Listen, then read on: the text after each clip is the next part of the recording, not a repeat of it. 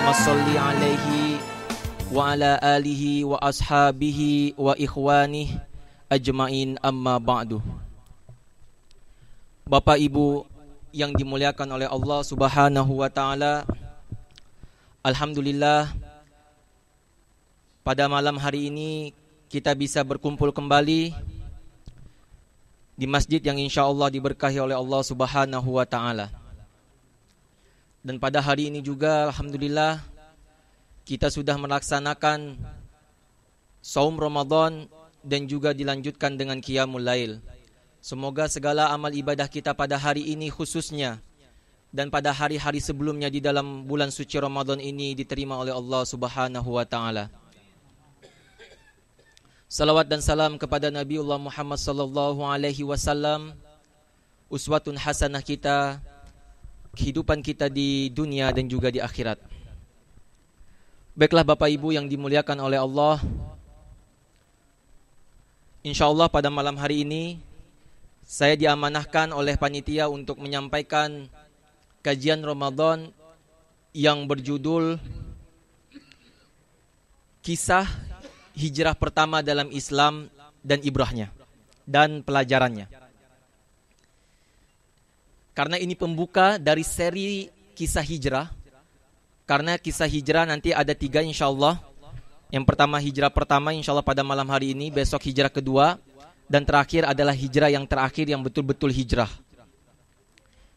Jadi kalau hijrah pertama ini adalah hijrah yang ke Habasyah.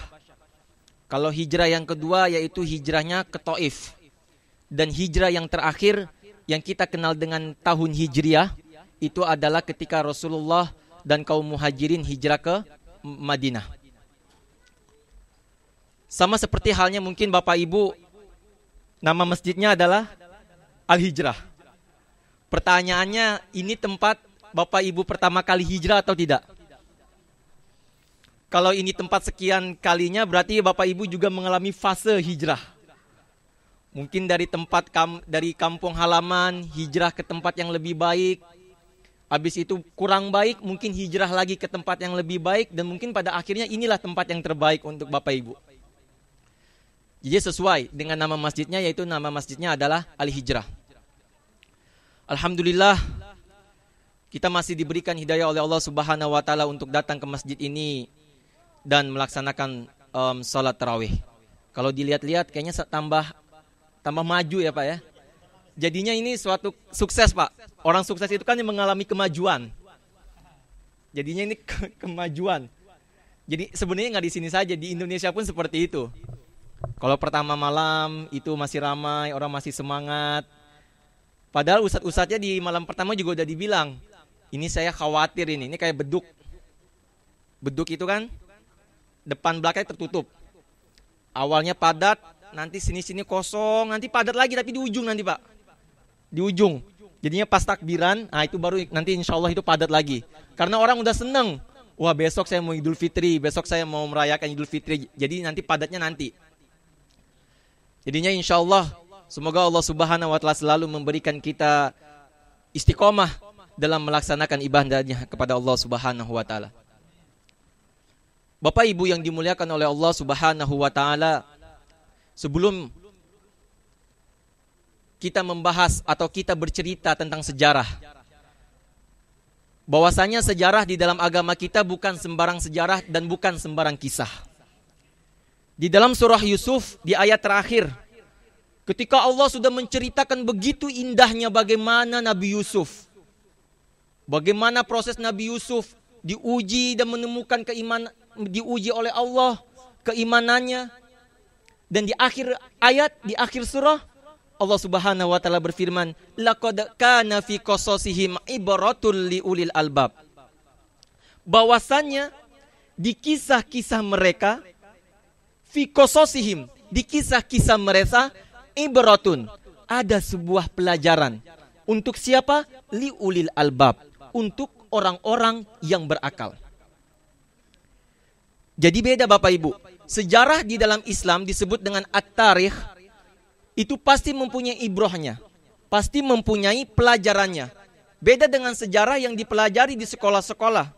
Kalau dulu saya belajar di SD, saya mempelajari sejarah, sejarahnya sudah dimodifikasi semuanya. Banyak ngibulnya, banyak bohongnya. Oh serius, sejarah itu banyak ngibulnya.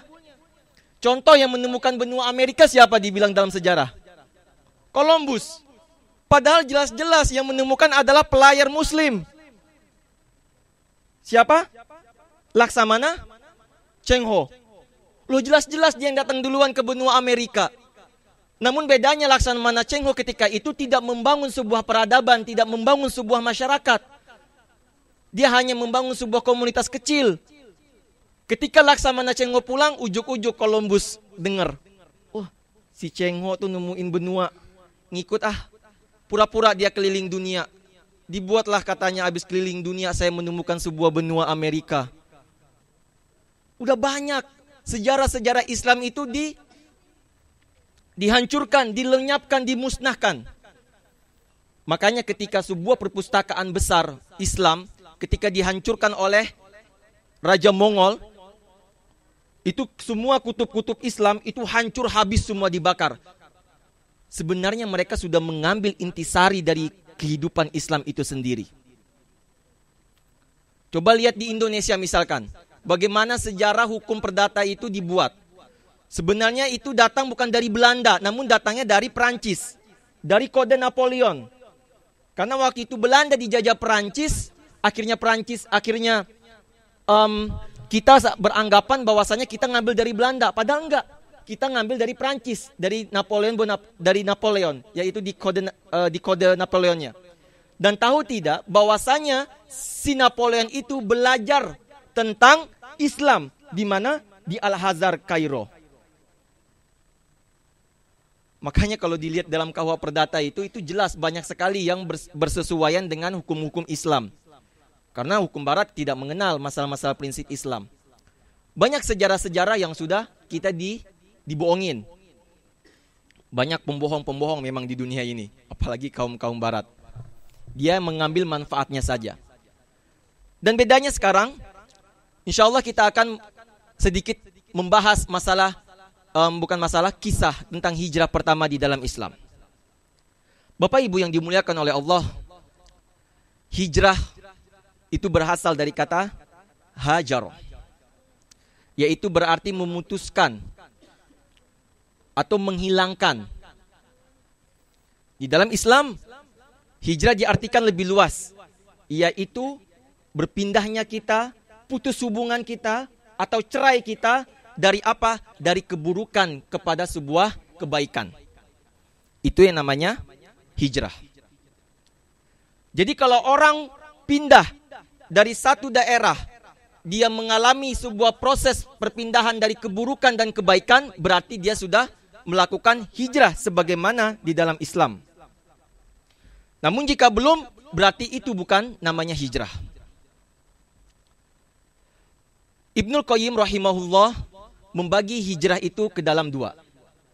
Yang pertama adalah hijrah hati. Dan yang kedua adalah hijrah badan. Hijrah hati ini hukumnya fardu ain. Kalau hijrah badan sekarang sudah tidak ada lagi. Karena Rasulullah bersabda setelah Fathu Makkah tidak ada lagi hijrah setelah Fathu Makkah.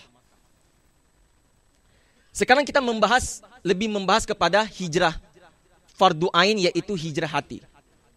Kita harus menghijrahkan hati kita dari keburukan kepada kebaikan. Ini momennya tepat banget, yaitu pada bulan Ramadan. Kita harus berubah, kita harus beranjak dari yang namanya keburukan kepada kebaikan.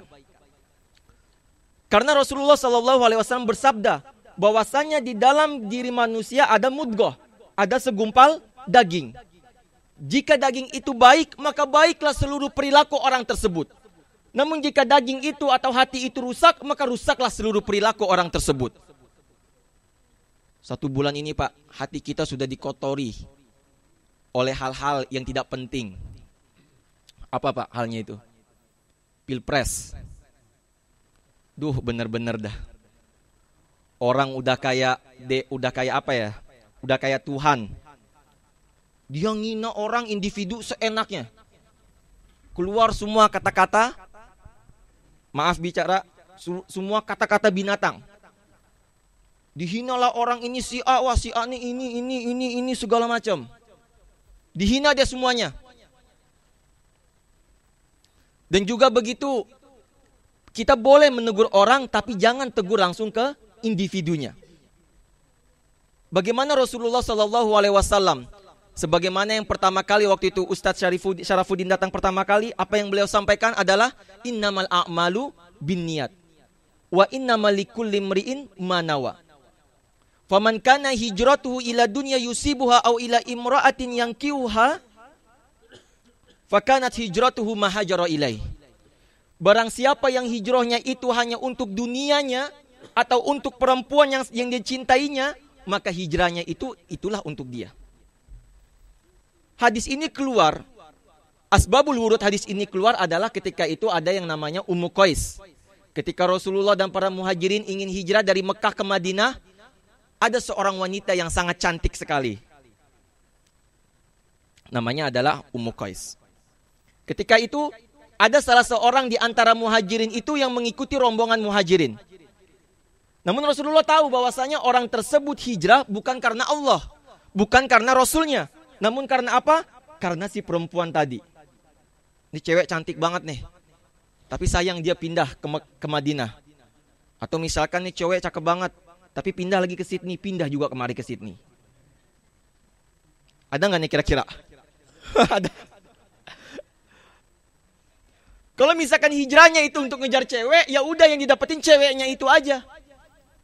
Bukan yang didapetin pahala yang Allah tetapkan untuk orang-orang yang berhijrah. Wa may yuhajir fi sabilillah yajid fil ardi muraghaman katsiran wasa'ah. Allah Subhanahu wa taala berfirman, barang siapa yang melakukan hijrah karena Allah Subhanahu wa taala fisabilillah di jalan Allah, yajid fil ardi muraghaman katsiran wasa'ah, maka dia akan mendapatkan sebuah tempat hijrah yang sangat luas dan rezeki yang begitu banyak. Janji Allah. Wa may yakhruj min baitihi muhajiran ilallahi wa rasulihi thumma yudrikuhul maut faqad waqa'a ajruhu 'ala Allah. Faqad waqa'a ajruhu 'ala Allah. Dan barang siapa yang keluar dari rumahnya, dia berniat untuk melakukan hijrah kepada Allah dan Rasulnya, dan dia mati ketika di tengah perjalanan, maka Allah telah menetapkan pahala bagi orang yang hijrah tersebut. Jadi kalau hijrahnya buat cewek, ya nggak dapat pahalanya. Kalau hijrahnya buat money, ya nggak dapat pahalanya. Namun hijrahnya adalah untuk Allah dan Rasulnya.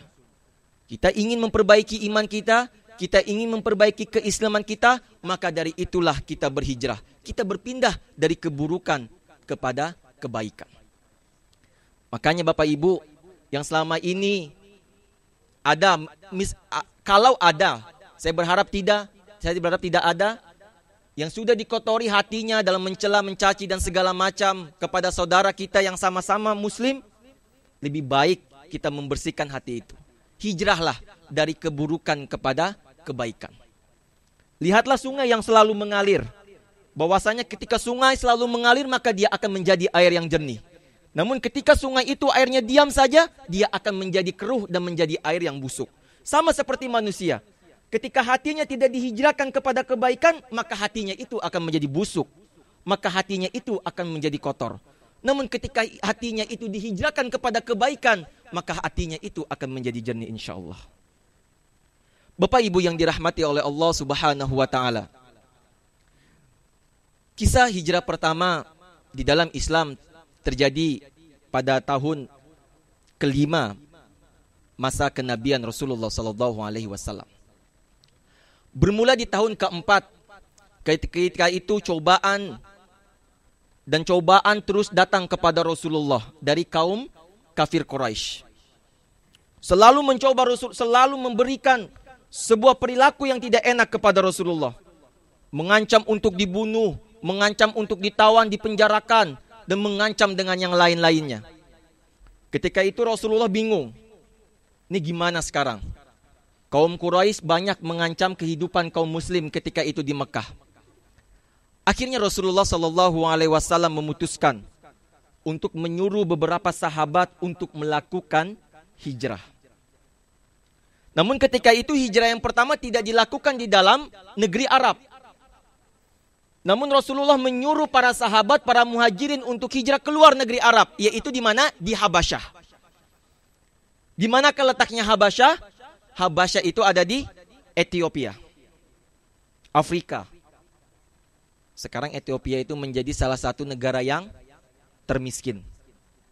Kelaparan di mana-mana, tindak pidana di mana-mana, itu salah satunya adalah sekarang negara Ethiopia. Padahal dahulu kala, mengapa Rasulullah menyuruh para sahabat untuk hijrah ke Ethiopia? Karena Rasulullah SAW bersabda, pergilah kalian ke negeri Habasyah. Sesungguhnya di sana ada seorang raja. Dia Nasrani, raja itu, dia bukan Muslim. Namun Rasulullah bilang, ada seorang raja yang adil dan tidak pernah menzolimi rakyatnya. Masya Allah, ini raja. Dia Nasrani, tapi dia adil dan tidak pernah menzolimi rakyatnya. Ketika itu pergilah para sahabat dan yaitu para muhajirin pergi ke negeri Habasyah. Melewati Laut Merah yang begitu angker terkenal, yang begitu seram. Mereka menghadapi maut di depan mata mereka, namun karena Allah, karena Rasulnya mereka lewati itu semua. Mereka menyewa sebuah kapal dibayar dengan 1/2 dinar. Di tengah-tengah diombang-ambing ombak. Banyak sekali cobaan ketika di dalam perjalanannya selama berhari-hari. Akhirnya sampailah dia ke negeri Habasyah. Ketika sampai di negeri Habasyah, disambutlah oleh sang raja, yaitu Raja An-Najasyi. Wahai saudaraku, datanglah. Ini sebenarnya dibaca panjang sekali Bapak, jadi saya tidak hafal konteks tekstualnya sekali, mirip tidak.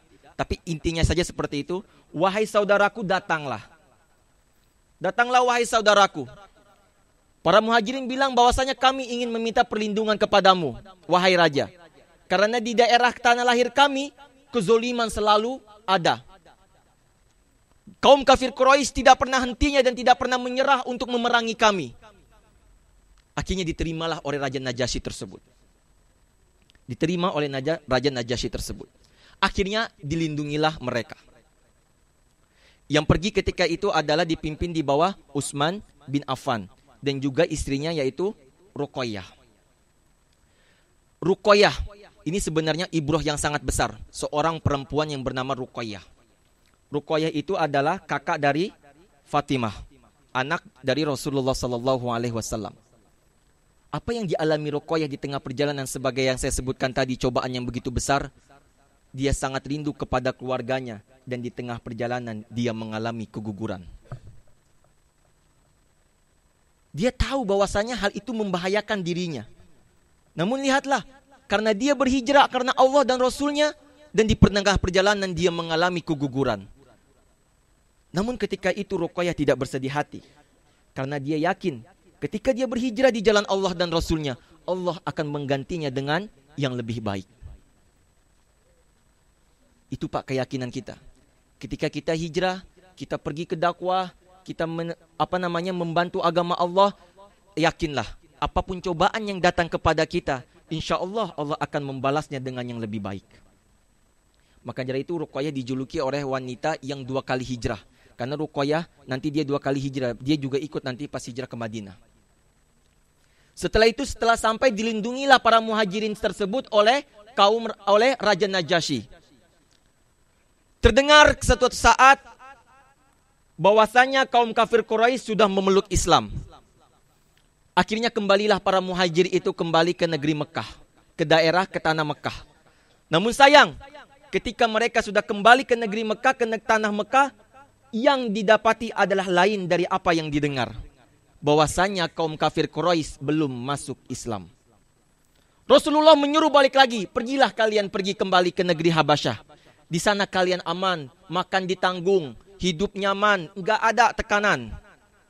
Semuanya ditanggung oleh Raja Najasyi. Karena Raja Najasyi menerima mereka seperti saudara mereka sendiri. Terdengar berita tersebut oleh kaum Quraisy. Ketika itu kaum Quraisy langsung mengirim 2 orang untuk melakukan lobby. Di dalam riwayat ada namanya Amr ibnu Al-Asal, satu lagi Abdullah ibnu Ubaidah gitu. Saya lupa sedikit, namanya agak sedikit panjang. 2 orang dikirim ke negeri Habasyah. Ketika dikirim negeri Habasyah, ketika masuk ke dalam istananya, sebelum masuk di dalam istananya ditanyalah para pengawalnya, wahai engkau, mau apa kalian datang ke raja, ke istana raja ini? Dijawablah oleh dua orang ini bahwasannya aku ingin menjemput orang-orang bodoh yang ada di istanamu. Siapakah orang-orang bodoh yang dimaksud? Adalah muhajirin. Aku membawa berita dari tanah Mekah untuk mereka. Maka izinkanlah aku masuk untuk menemui rajamu. Akhirnya diizinkan masuk. Ketika masuk dan dia menemui Raja An-Najasyi. Diceritakan bahwasanya di sana di sini ada orang muhajirin. Dia orang-orang yang bodoh. Bahwasanya aku di sini utusan dari bapak ibu mereka. Bahwasanya kembalikanlah mereka ke tanah Mekah. Intinya adalah dua orang ini ingin mengembalikan kaum muhajirin ke tanah Mekah untuk apa? Untuk diperangi kembali. Pelajaran yang besar dari Raja Najasyi ini apa? Dia berkata apa? Oh, nggak bisa. Nggak bisa seperti itu.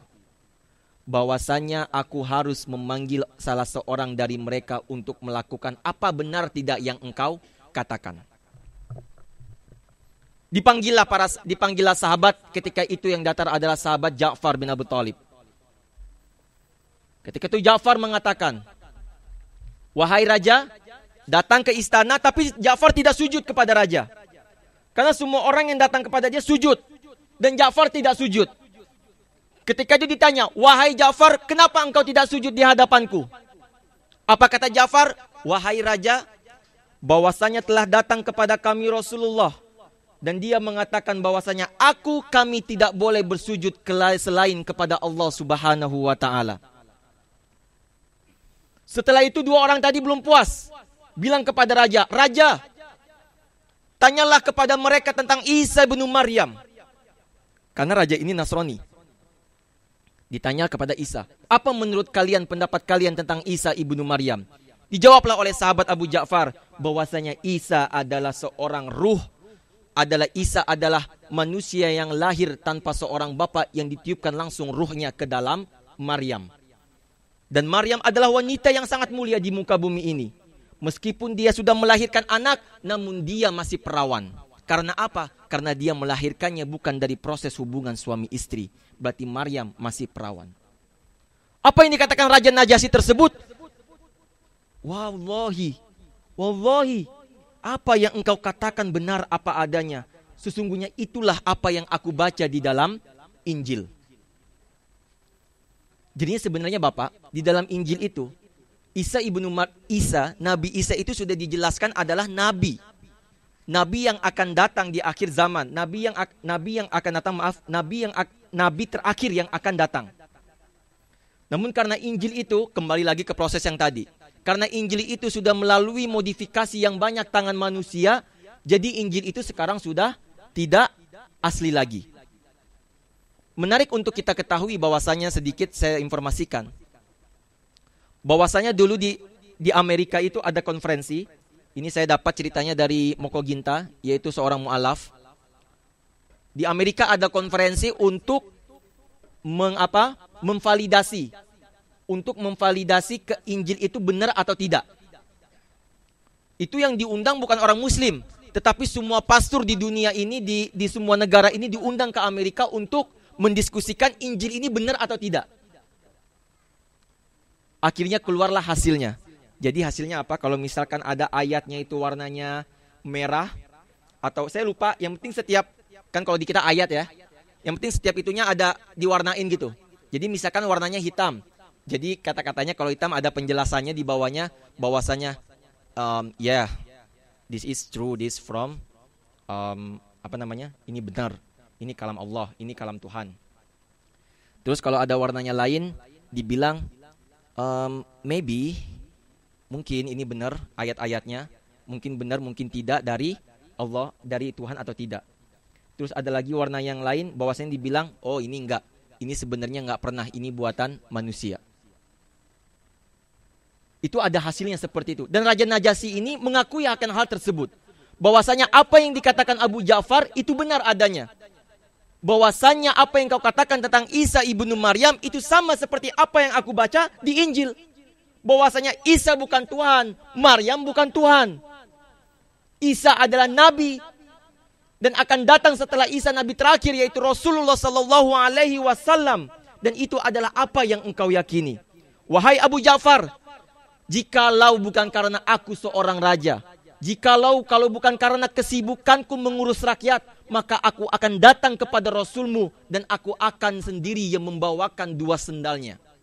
Karena apa? Karena dia yakin bahwasanya Rasulullah sallallahu alaihi wasallam. Apa ibrah yang bisa diambil dari Raja Najasyi ini?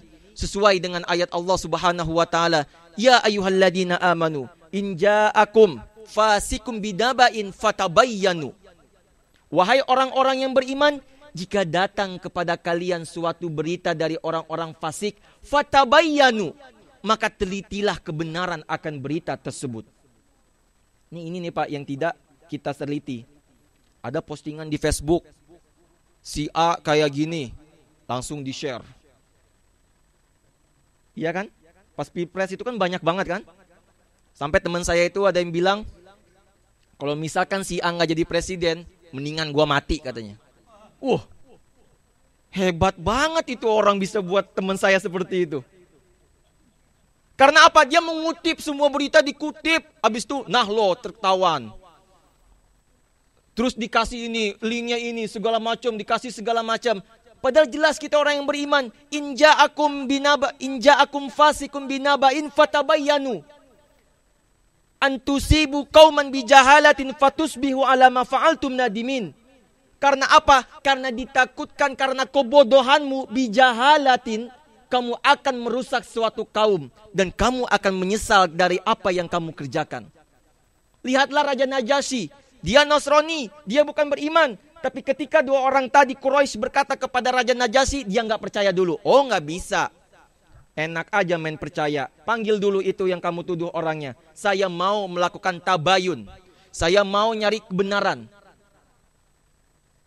Karena kita sekarang kadang-kadang masyarakat manusia sekarang, ketika kita mendengar satu kabar, kita bilang, oh udah benar, langsung disebarin ke yang lain. Padahal ternyata karena kebodohan kita, karena ketidaktahuan kita akan berita itu benar atau tidak, kita malah menjadi orang-orang yang menyesal karena perilaku kita tersebut. Orang tahu nanti akhirnya, orang tahu bahwasanya siapa pribadi kita. Aurat kita telah buka kepada orang lain. Kemaluan kita telah kita buka kepada orang lain. Karena apa? Karena bijahalatin, karena kebodohan kita itu sendiri. Bapak Ibu yang dirahmati oleh Allah Subhanahu wa taala. Kisah hijrah pertama ini memang sangat singkat sekali. Ketika itu setelah semuanya itu, akhirnya si raja tadi tidak menyetujui dan diusirlah 2 orang itu untuk pulang kembali ke negeri Mekah, ke tanah Mekah. Semua bawaannya, istilahnya sogokannya, hadiah-hadiahnya disuruh bawa pulang oleh Raja Najasyi. Pulanglah engkau. Aku tidak menerima apa yang engkau sebutkan. Wahai engkau saudaraku, tetaplah engkau di sini. Kaum muslimin tetap di sana sampai keadaan Mekah stabil dan mereka akhirnya kembali lagi ke Mekah dan kepada Rasulullah sallallahu alaihi wasallam. Bapak Ibu yang dirahmati oleh Allah Subhanahu wa taala. Di dalam hijrah ini, di dalam kisah yang pendek tentang hijrah pertama ini, kita bisa mengambil sebuah pelajaran yang sungguh berharga.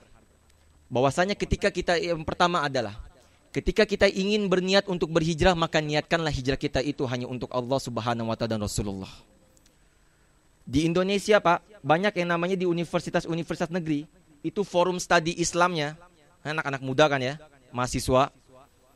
Mereka masuk ke FSI, ke forum studi Islam, itu untuk apa? Untuk nyari jodoh.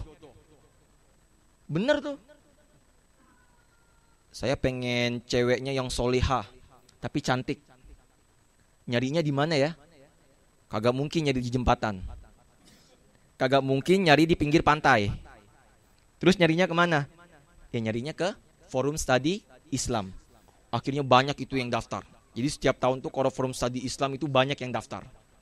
Nanti kalau udah di akhir tahun tuh udah ngilang aja orang-orang yang daftar.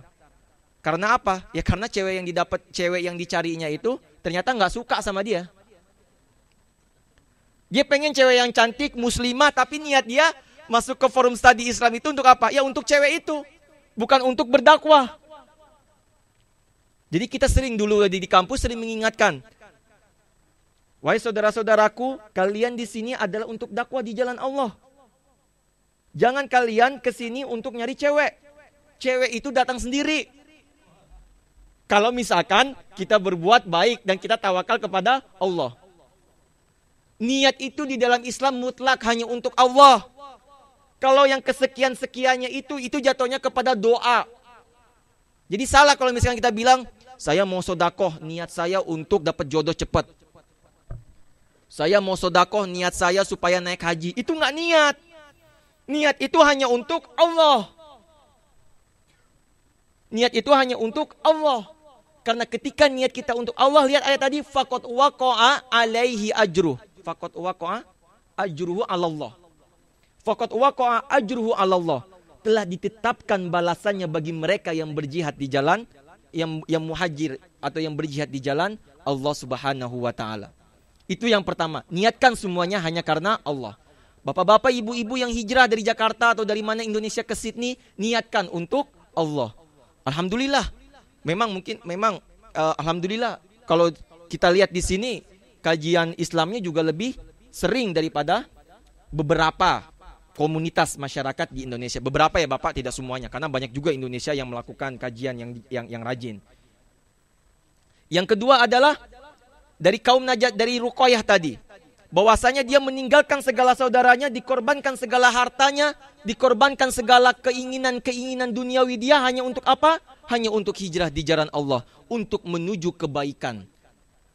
Dan yang terakhir adalah yang kita ambil petik dari Raja Najasyi itu sendiri, bahwasannya kita sebagai orang, kita sebagai manusia harus berlaku adil dan tidak menzolimi orang lain. Apalagi kita orang yang beriman. Kalau datang kabar kepada kita, berita kepada kita, lakukanlah tabayun. Lakukanlah tabayun. Apakah itu benar adanya ataukah tidak? Jangan sampai apa yang kita ucapkan itu adalah menjadi gibah dan naudzubillah al-iyadzubillah, yang kita ucapkan itu menjadi fitnah kepada saudara kita. Inilah Bapak Ibu rahimakumullah yang bisa kita petik hikmahnya dari hijrah pertama di dalam Islam. Karena ini memang sangat singkat, tidak seperti hijrah ke Madinah yang begitu prosesnya panjang dan banyak sekali ibrah di dalam hijrah ke Madinah itu sendiri. Namun hijrah ini karena memang hijrah yang pertama ini hanya untuk menyelamatkan agama Allah. Beda dengan hijrah ke Madinah. Kalau hijrah ke Madinah itu untuk menyelamatkan agama Allah dan juga untuk menyebarkan Islam secara lebih luas. Karena itulah yang terdapat di dalam hadis. Bapak Ibu rahimakumullah, mungkin cukup sekian apa yang bisa saya sampaikan tentang hijrah, kisah hijrah pertama di dalam Islam dan ibrahnya untuk kehidupan kita. Kurang lebihnya mohon maaf apabila terdapat kesalahan kata dan tingkah laku, itu datangnya dari saya pribadi.